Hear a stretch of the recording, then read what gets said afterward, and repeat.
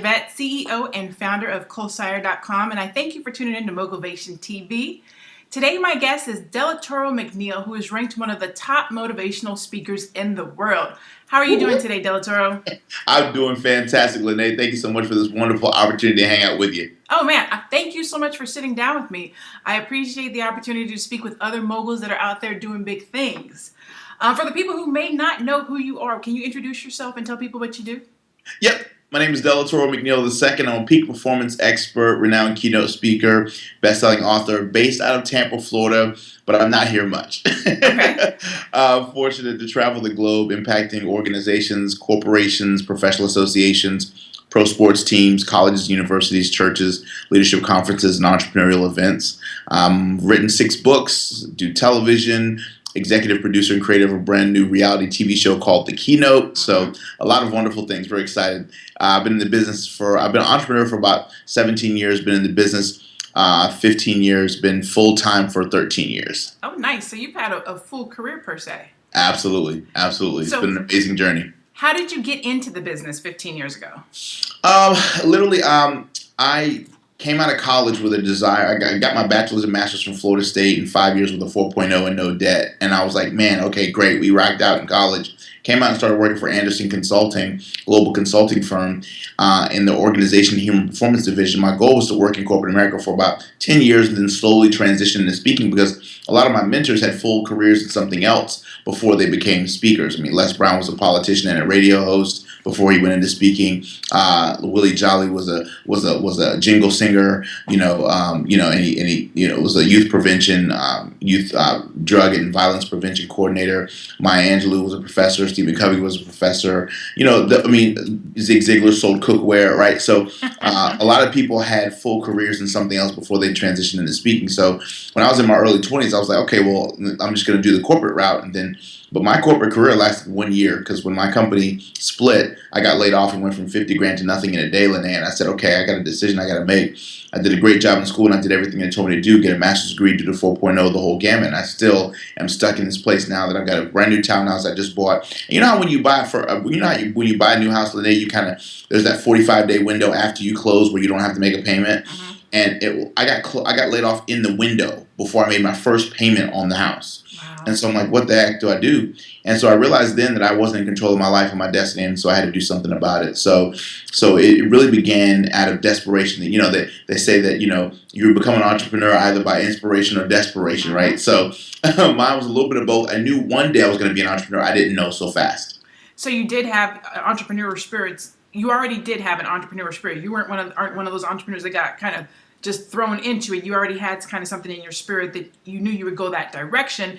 It just came about a little bit differently than maybe you had planned. Right. I got my first job when I was 14 years old, bagging groceries at a local grocery store. And on my 14th birthday, I didn't want my mom to give me a party. I said, I want to work. So about 3 weeks before my 14th birthday, I went in and applied at a local grocery store chain because I really wanted to develop work ethic.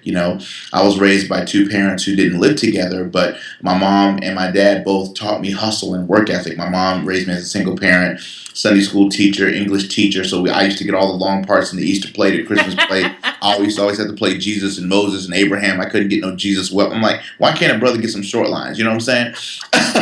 And then my dad was shot and never back twice fighting for you and I in the Vietnam War, left on the battlefield for dead. And he could have sat back on a government check the rest of his life because he was an injured vet, right? But he decided to one day lead the organization that rehabilitated him and became the national director of the PVA, the Paralyzed Veterans Association. So I learned a lot from my parents about work ethic, and so I got my first job at 14, and that began to instill in me the principle of having multiple streams of income because before I became a speaker, I wanted to be a member of Boyz II Men. Can you sing? Don't let me find out you can sing. No, I sing bass. So I had 2 singing groups, me and 3 white dudes, me and 3 black dudes. I said one of the 2 ethnic groups would make it, right? But so I did performing arts in junior high school, and then even in college. And when the musical thing didn't work out, I said, well, I know that the next level of that would be the speaking. So it kind of began, earlier on. So those entrepreneurial things were always there, but at the end of the day, I was pushed into it when my corporate career was cut so short. Okay.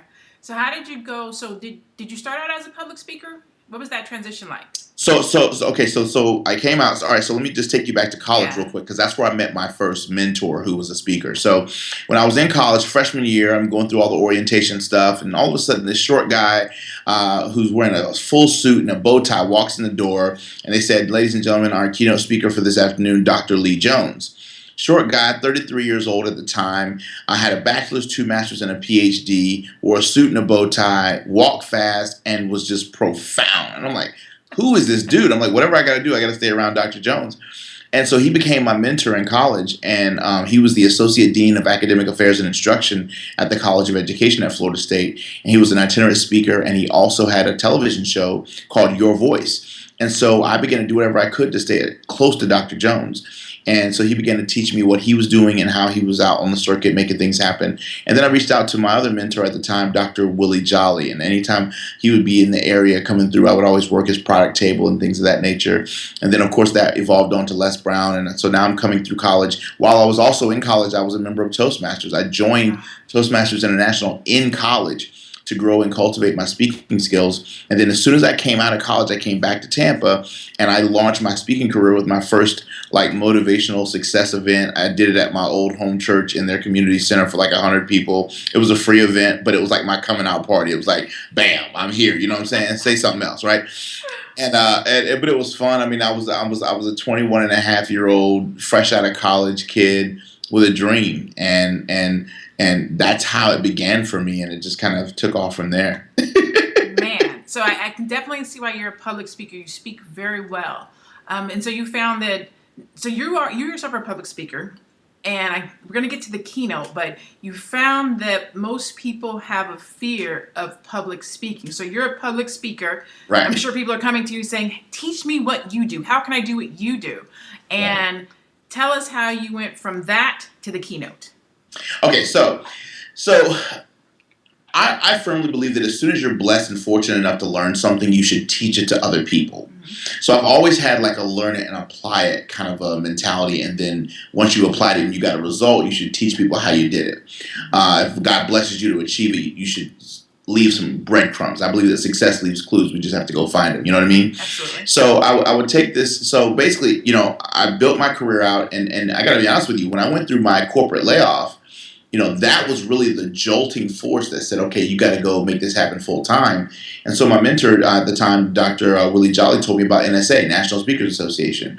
And so I said, okay, I'm going to go to NSA, but Willie, I ain't got no money. He said the first year I went, I didn't have no money. He said, just go.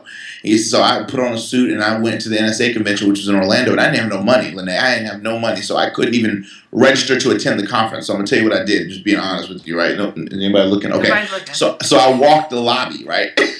I walked the lobby of where the convention was held, and in 5 minutes I met Zig Ziglar, Stedman Graham, John Maxwell, Mark Victor Hansen. I met amazing people in 5 minutes. Just walk around. These people just walk around chilling like it's nothing. I'm like, what in the world? All these people that I've always wanted to meet are in one place. What is this? And it was the National Speakers Association annual convention that just so happened to be in Orlando. And then I was done. I was bit by the bug, and I just walked the lobby for about an hour, and I was finished. I was like, whatever I got to do to be a part of that organization moving forward, I'll do that. And so that kind of really influenced me heavily. And then the major transition happened for me, LaNée, and I think this will be very instructive for everybody, and I wrote a book about this called Caught Between a Dream and a Job.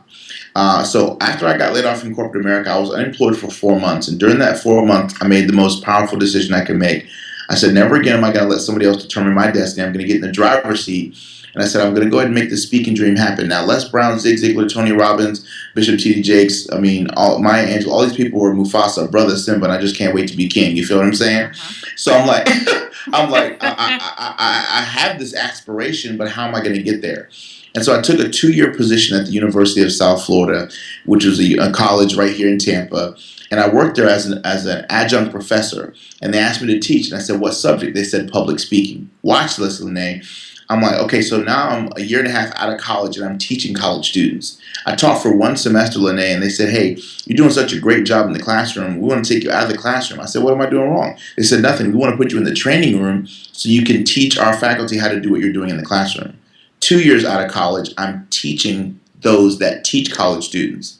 I'm like, okay, God, I see the handwriting on the wall. Yes. So I said, okay, so I'm working at the University of South Florida on nights, weekends, and lunch breaks. Everybody taking notes, write this down. On nights, weekends, and lunch breaks, when I was not at the university, on nights, weekends, and lunch breaks, I was doing everything I could to build my speaking dream. I was going to networking functions. I was writing my book. I was giving breakout sessions at conferences that I one day wanted to keynote at. I was doing whatever I could. I served speakers that were coming in town, work their product table, give out T-shirts, take pictures for them, do whatever, set up their banners, tear down their banners, put their product back in their car that they didn't sell, swipe their credit cards. Whatever I could do to serve other speakers, I did that. Still attending Toastmasters, competing in Toastmasters, still going to NSA meetings, growing up my affinity with that organization, just hustling, making it happen. And after 2 years, I was able to go full time. So I tell people all the time, until you can build the clients, the credibility, and the confidence to go full time in your speaking dream, work another job and what I call a dream job. And people can learn more about this whole phenomenon about transition when they go to caughtbetweenadreamandajobcom. That's caughtbetweenadreamandajobcom. And you can learn all about it. We've got a great coaching program there that's inspired by our book, which you can get on Amazon, which is called Caught Between a Dream and a Job. But that's really what helped, LaNée. It was really that transition from the job to the dream. And then once I got to the dream, in 2003, I went full time. I let everything go, and I said, "Let's make this thing happen." And the first market that I decided to niche in was the college market, because I was young. I'm like, what corporation is going to take me seriously? I had the same problem Tony Robbins did. Tony Robbins started out as a young whiz kid, and had a difficult time having organizations take him seriously. So I ran into that same challenge. And so I started in the college market, speaking at colleges and universities all across the country.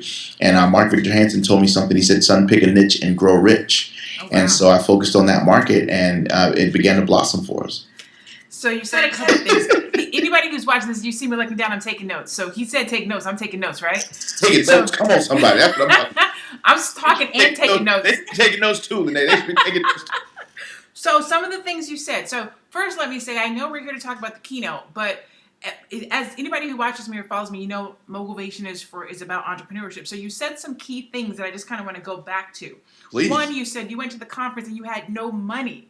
I want to say that again. You went to the conference and you had no money. But you didn't let that stop you. So you went there. You still were able to connect with the people that you needed to connect with. You dressed the part. You spoke the part. You shook the hands, and you made the connections with no money. Yep. And I keep repeating that because I know sometimes as entrepreneurs and humans, we feel like we have to show up and be at a certain level or a certain place and show up with money in hand and a business card. And it doesn't have to be that way. You just have to show up. You just got to show up. 50% of the battle is just putting yourself in the environment. Show bumps. 50% of the battle is literally just putting yourself in the environments where the greats are. Someone has already done what it is that you want to do. You just have to put yourself in the environment of where they are and say, listen, how can I learn? How can I glean? And the good part is, and here's one of the biggest things that I want this particular broadcast to destroy in people's hearts, minds, and spirits. When you say, I can't afford it, the truth is you can't afford not to do it. When you say, oh man, I can't afford to go to that conference, the truth is you can't afford not to. Because if you say, I can't afford it, your current financial state is going to stay exactly the same, and you're not going to be able to, quote, afford the next 10 other growth opportunities that happen. But if you stop and say, you know what, I can't afford this, but instead of asking the dumb question or making the dumb statement of I can't afford it, I'm going to ask a smart question. How can I afford it? And the moment that you put the how in front of the statement, it becomes a question. As long as you say I can't afford it, you tell your brain to go sit on the sidelines and your brain stops thinking. The moment, the nanosecond you say, how can I afford it? You just gave your brain a job. You just employed your brain to now figure out a way. And your brain is so smart and so brilliant, you're not telling yourself to swallow. You're not telling yourself to blink. You're not telling yourself to digest your breakfast, lunch, or dinner. Your brain's doing all that for you. Give your brain a job and it'll produce for you. And that leads me to the next piece, which was taken seriously. If you do all those things, not only will people that you're coming into contact take you seriously, but your own mentality is going to take you seriously. Your brain is going to take you seriously. I showed up with no money. I made these connections. Whatever it is that you're trying to do, people are only going to take you as seriously as you take yourself. Absolutely. Right? And so let me piggyback on that too, LaNée, because I want to make sure that this is important and underscored. So yeah, I showed up that first time, didn't have any money, walked the lobby for about 45 minutes, an hour, met some amazing people, and immediately I said, man, I got to be here. Whatever it takes, I got to do whatever it takes to be here. Drove back to Tampa. And literally, the whole drive home, I'm like, how can I do this? How can I do this? How can I do this? The next day, I went to an event. I had some little CDs that I was selling at the time. I sold like 10 of those CDs. I sold enough to buy a 1-day pass to go back to NSA. So I went back down there after having sold some product and went back down to the convention and I paid and attended one full day of the conference, went in all the sessions, went in all the breakouts. I was beyond hooked. I was like, boom, this is where I need to be. And I'm really excited because, I mean, I've been in the National Speaker Association over 10 years now, giving back to the association, challenged tons of other speakers to join the association. So it's been a tremendous blessing for me. So what my point is, even though it might start off as something free, quickly understand and everybody be willing to invest in your dream to the degree that you want to return. Yes. I mean, I've told people that I've earned millions of dollars in speaking, but I've spent over $200,000 learning my craft, mastering the business, mastering all the different levels that it takes, coaching, mentoring, the whole gamut, associations, blah, blah, blah, blah, blah. And I tell speakers all the time, if you ever want to command $5,000 an hour to speak and you haven't invested $5,000 in yourself to grow, then you're never going to earn those fees. It's just not going to happen for you. And so with the keynote, you have 9 individuals that actually get to spend time with you. Yeah. And you invest in them. Tell the people about the keynote. So look at the evolution, LaNée. Look at it. It's like I remember starting out as the Simba guy and just kind of wanting to be a Mufasa, and now I've grown the brand in the business, and now I'm considered a Mufasa in this industry. I'm a CSP, certified speaking professional. It's the highest designation you can earn in the professional speaking industry. Puts me in the top 7% of paid speakers worldwide, and that's really awesome. And so God's blessed us. I'm not even 40 yet, and we've been able to do a lot of travel all across the world, impacting groups and going to Hong Kong in January. Just amazing things that's happened. So, but I've been watch this. I've been developing speakers for about the last 8 to 10 years, because as soon as I learned how to do it, I started teaching others in small boutique environments. And so, LaNée, what I decided to do was I said, man, after doing that for a number of years, I said, I've always loved reality television. I've always loved like great reality television. Like I've always loved The Apprentice. I always loved Next Top Model. I always loved, Hell's Kitchen, MasterChef. Shows that had anything to do with mentorship, coaching, and developing and cultivating people. I would watch the show, and then in my head, I'm like, man, I was doing that at my speaker boot camp 3 months ago. And I'd say, okay, there's this correlation between what I'm doing in my speaker boot camp and what I'm seeing these people do on television. And so I decided to take the concept and move it into a mansion and film it as a reality show concept. And we started out in 2013.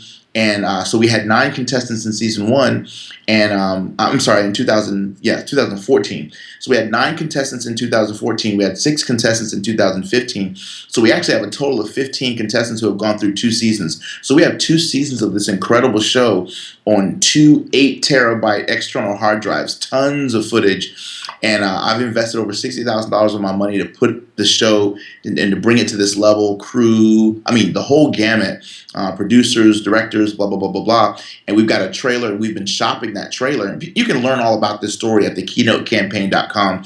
That's thekeynotecampaign.com. But it's been an amazing journey. And I know you got a big question for me, because you're like, Del, okay, you put this money in, you got a trailer. Now what, right? Now what? So before we get to that question, when you started out on this journey, did you create it to shop to the major networks, or did you create it to keep it your own and put it out there for yourself? Like the goal, great question, LaNée. The goal in the first place was to shop this to a network and to get a big network to want to pick it up, right, and help me take it further than I was able to take it myself. And so for the last 15 months, that's what I've been doing. I've been traveling the country. When I'm not on stages, I've literally been going to pitch meetings and going to conferences on reality television and, broadcasting conferences and this and that and the other, having all the meetings, the sit downs, the pitch contest, sitting with agents, casting directors, producers, executive producers, sharing the vision of the show, showing the trailer, signing 4 and 5 page, signing your life and your kid and everybody else away. It's been crazy, right? And so I've been learning this industry over the last 15 months, and the feedback that we've gotten about the show has been incredible. And man, the production quality is incredible. It's a great show. There's nothing like it on network television. You got a place here, but it's always a but. It's too positive. It's too positive, Delatorro. There's not enough. Did anybody sleep together in the show? Or was there anybody? Was there anybody break out in fights? Did anybody Anybody like cheat on each other's spouse? Where's the drama? Where's the negativity? Where's the tension? Did you mess up? Did you sleep with any of the cast members? I'm like, it's not that kind of show. Who gets kicked off? How many times did they get kicked off? Did they kind of come back and try to storm the mansion when they got kicked off? Did anybody get hauled away in the police? None of that. It's not that kind of show. The Keynote is an inspirational business reality television show based on the number one fear in America, where everybody wins. One person becomes the keynote, but everybody competes, but one person wins. And so nobody gets kicked off. Everybody stays the whole time. So we literally like flipped the script on a lot of the rules of reality television. And we actually created a real reality show, LaNée, because a lot of reality television, as you and I both know, is very scripted, right? Yeah. And so this is very unscripted. I mean, it's real, it's raw. Just like you and I were talking about, we're going full, we're not doing no split takes, we're not editing nothing. This is the real raw, right? Ain't editing a thing, right? so that's exactly what happened with the Keynote. And so, the short story shorter, yes, our original goal was to get it picked up by the big networks, but after about 15 months of knocking our heads and getting a lot of rejection, we decided that, okay, it's time to now go ahead and take this into our own hands. But it still is very expensive to produce reality television. You and I both know at the network level, one pilot episode of reality television can cost upwards of $250,000 for one pilot episode. We have enough footage for 14 episodes of reality television over 2 seasons that we're going to be launching now online. And we just need the entire world to get behind this movement and to help us to raise enough money to be able to post-produce this and put it in the marketplace. And so you've done, was it 14 or 15 episodes? 14 episodes. Yeah. 14 episodes, 2 seasons worth of footage, and you've shopped it around to the networks, and rather than say, I tried, I did the best I could, you said, I'm going to keep moving forward, and I'm going to try something different. Absolutely. You launched a crowdfunding campaign yesterday, correct? We've launched a crowdfunding campaign. We're so excited about it. And it's thekeynotecampaign.com. That's thekeynotecampaign.com. And we really, really would love everyone's support. Visit the page. You're going to see a wonderful appeal video from myself. You'll see the trailer for the show. We even, LaNée, you would love this, right? So one of the things that I wanted to, I'm a tester. I like to test and see, okay, does this thing really have legs? So we created a pilot episode out of all the footage, we created a pilot episode, and we rented out a local movie theater, 150-person movie theater, and we sold it out. Wow. And we did a premiere to say, hey, what do you guys think of this show? And it was absolutely bananas. So we had a film crew come and give us a highlight reel of the premiere of the first episode so that people can see what the general public thinks about the show, so that we've got some social proof. That's also on thekeynotecampaign.com. So all the social proof, all the everything that someone needs to know because a lot of crowdfunding campaigns, to be honest with you, are raising funds for something that they want to do. Mm-hmm. So they'll say, okay, hey, I've got this idea, help me get the money so that I can pull it off. We're not saying that. We're saying, y'all, we've already shot the show. It's already shot. It's in the can. We just need help with what's called post-production and launching. Post-production is everything from, editing, color correction, actually taking the stuff that's on the hard drive and actually pulling them together into the actual episodes. I mean, there's so much involved in it. If you've ever watched a movie or a show, which we all have, those white credits that run at the end of every single movie? That's all the people that need to be paid to make it a movie.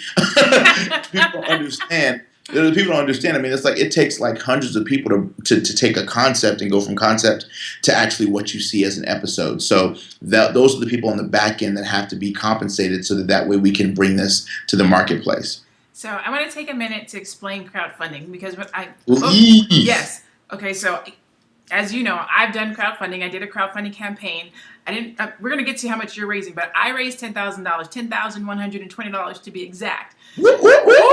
So I completely understand the concept of crowdfunding, but one of the biggest issues I had when I was crowdfunding was that people didn't understand what it was. They didn't know how to use it. They didn't know how to go online. They didn't know how to give me money. So I want to take a minute to just explain what crowdfunding is to anyone who's watching this and says, I really want to support you, Delatorro, but I don't really understand this whole crowdfunding.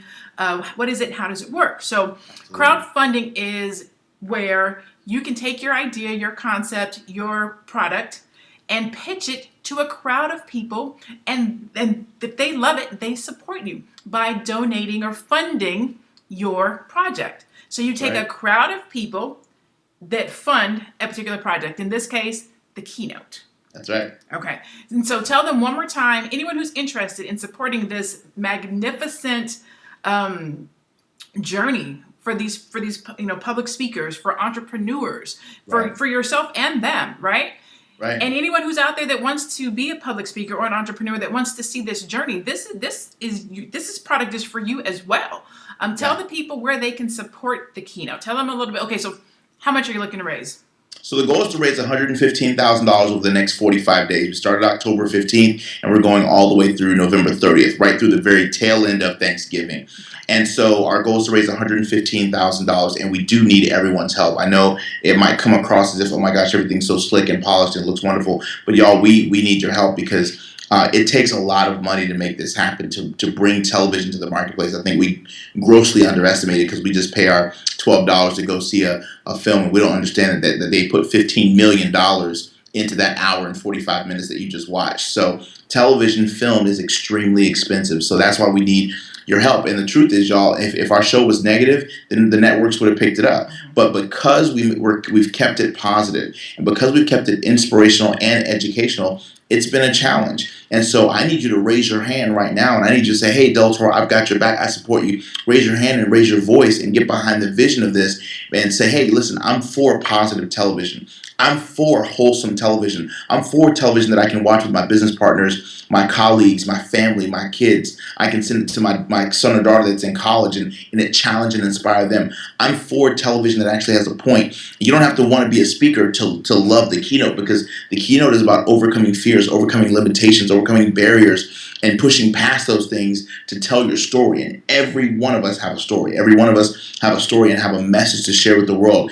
Speaking is just one medium with which we use to share that message, but all of us have a message to share with the world, and all of us have a story. And so our hashtag, LaNée, is fully funded because we're believing and we're speaking it into existence from the very beginning that this campaign is going to be fully funded, and we're going to raise the amount of money that we need to not only post-produce it, but launch it effectively and take the role of a network, meaning we're gonna have a whole channel set up. We're gonna be doing live streaming of each episode.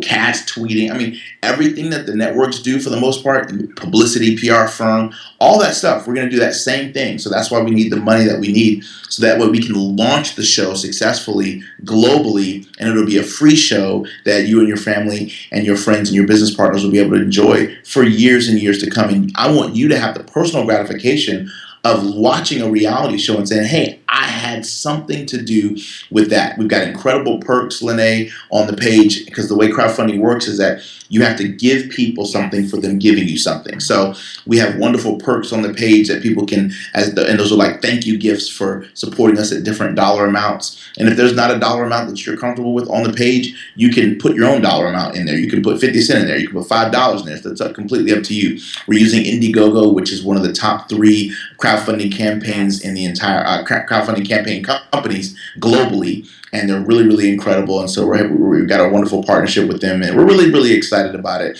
And so everybody, please, please, please do us a favor and visit thekeynotecampaign.com. It's much bigger than a reality show. It's a movement. It really is.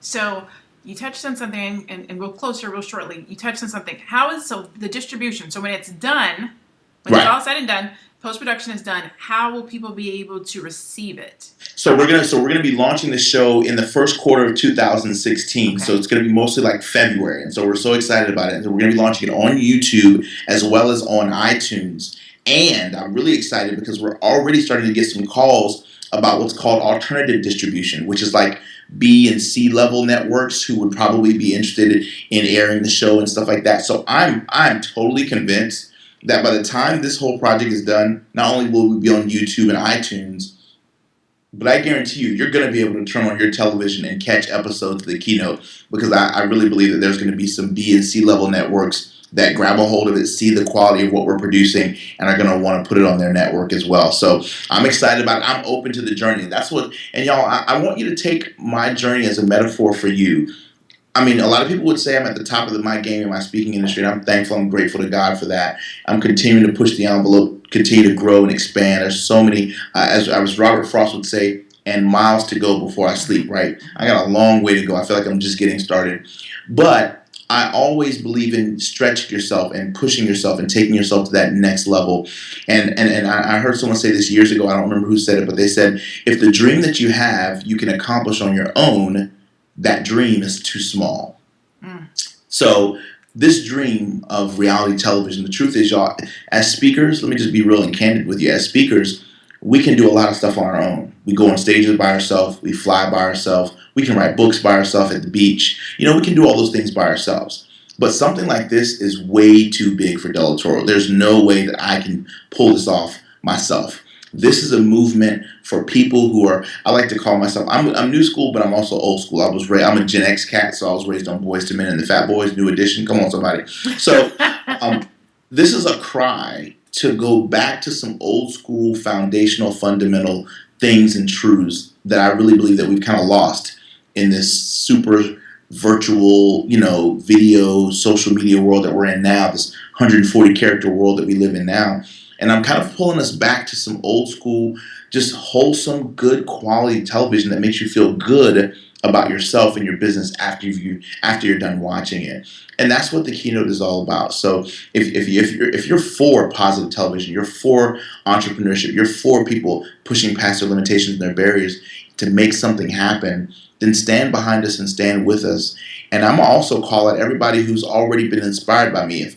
If my YouTube videos have inspired you, or my Twitter, Facebook messages, posts, photo quotes, you've been in an audience and you heard me for free because your company paid to have me come on stage and you were just an employee, or maybe you were at a conference and you paid to come to the conference, but I was the keynote speaker. You had a chance to learn from me and you got my books and they did way more for you than you paid for those books to do for you. I'm going to ask that you pay it back and give us a tip and advance it forward and get behind the KeynoteCampaign.com. We need your help and we need your support, and it's time sensitive. I don't need your support six years from now. I need it right now. Your boy needs you right now. Absolutely. Oh my God. I couldn't have said it better myself. I could not have said it better myself. I want to thank you so much for taking time to sit down with me today. This is my first time meeting you. Not quite face to face, but cool. You're awesome. Shout out to Dr. Will Moreland for hooking us up. Yeah, Dr. Moreland. Whoop, whoop. The beauty of social media, you can not know someone 5 days ago and then be sitting having a conversation via Skype with them in 5 days later. It's bananas. It's like crazy bananas. I'm like, wow, really? Mm-hmm. And then You're extraordinary, and your movement, your Mogulvation movement is absolutely incredible. I love it. It's so catchy, so clever, and I can't wait to support it as well. And when this comes out, I'm going to put it all on my page and all kind of stuff. So I tell everybody I know, hey, make sure you sit down with this incredible leader who's blazing a trail for entrepreneurs. I really appreciate your passion and your commitment to this. Thank you so much. All you have to do is put me in the Keynote Season 3. We'll be good. Okay, cool. Well, I tell you what. Why don't you help your boy get season 1 and 2 out, and then we can talk about season 3. Everybody's asking. They're like, man, all right, Delatorro, what about season 3? Okay, I'm like, pump the brakes. Help your boy get season 1 and 2 out. Okay. She's out. All right, I'm gonna need you guys to go online right now and support the crowdfunding campaign so your girl can get in season 3. TheCampaign.com, absolutely. So, TheCampaign.com. And where else can they find you? What's your social media information? Okay, all right. So I'm really easy on social media. My name is very unique. I'm the only one that's got it except for my dad. So, hey, all social media is just at my first name. Just type in Delatorro for anything. Instagram, Facebook, Twitter, YouTube, LinkedIn, whatever. Just type in my first name, Delatorro, Delatorro. And that'll get you everything on social media. Also, put a .com behind that takes you to our website. Delatorro.com is our website. And my email is actually that at Gmail. So Delatorro at Gmail. I'm easy. Good I'm job. just full of Oprah. First name basis. That's all you need. I really should use my first name, but I still go by LaNée Javet just because it's catchy. I like it. It is very catchy. It is awesome. Well, thank you again so much for sitting down with me today. I so appreciate it. We thank everybody that's watched this video. Please make sure that you support this movement. Each one, teach one. Let's take the time to support each other. Let's take the time to be there for each other. If one of us is successful, we all get to be successful. That's right. That's right. That's right. Right? When there's a change in the tide, it affects ships of all sides. Come on, somebody. Beautiful. This is LaNée Javet, CEO and founder of Cosign. This is Mogulvation TV. Thank you so much for tuning in. Javet at I am LaNée Javet, and I just wanted to leave a quick word for you today. Something for you to think about when you get down or you feel like you're tried.